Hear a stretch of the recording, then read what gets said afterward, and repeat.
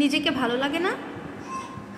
আচ্ছা, কখনো কি ভেবে দেখেছেন অন্যকে ভালোবাসার আগে নিজেকে ভালোবাসা ঠিক কতটা জরুরি?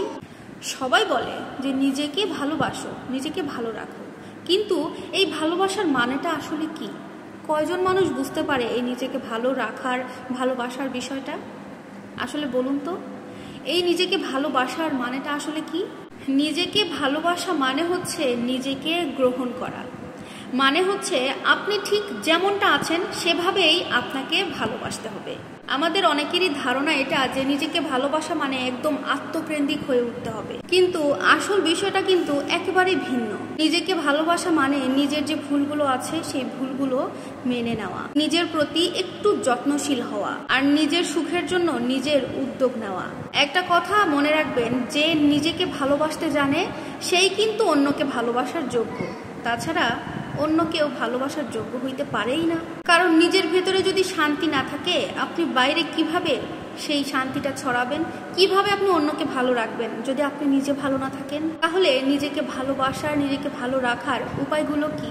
নাম্বার 1, নিজের রিয়েলিটি মেনে নেওয়া। আমরা অনেকেই ভেবে থাকি, আমি যদি ওর মতো সুন্দর হতাম, বা আমার যদি আরো একটু যোগ্যতা থাকতো ওর মতো। এই চিন্তাগুলো আপনাকে আরো অসন্তুষ্টি করে তোলে। নিজের শক্তি আর দুর্বলতাগুলোকে আপনি মেনে নিন। আপনি যেমন আছেন সেটাই আপনার সব থেকে বড় পরিচয়। অন্যের মতো কখনো হইতে যাবেন না এবং আশাও করবেন না। নাম্বার 2, নিজের প্রতি সদয় হন। জীবনে অনেক সময় আমরা নিজেদের প্রতি অনেক বেশি সমালোচনা করে ফেলি। নিজের ব্যর্থতা বা ভুলের জন্য নিজেকে শাস্তি দেওয়াটা বন্ধ করুন। এবার মনে রাখবেন, মানুষ মাত্রই ভুল হতেই পারে, ভুল থেকে শিক্ষা নিয়ে নিন। নাম্বার 3, নিজের জন্য সময় দিন। প্রত্যেকটা দিন অন্তত কয়েকটা মুহূর্ত নিজের জন্য নির্ধারণ করুন। যেটা আপনার ভালো লাগে সেটা করুন। কার্টুন, গান শুনুন, বই পড়ুন, যেটা আপনার ভালো লাগে। নিজের সঙ্গে সময় কাটানো মানেই নিজেকে ভালোবাসা। নাম্বার 4, নিজেকে গুরুত্ব দিন। সবসময় অন্যকে খুশি করতে গিয়ে নিজের ইচ্ছাগুলোকে, নিজের আশাগুলোকে একদম অবহেলায় মেরে ফেলবেন না। এটা আপনার জন্য ভালো, সেটা করার সাহস রাখুন। নাম্বার 5,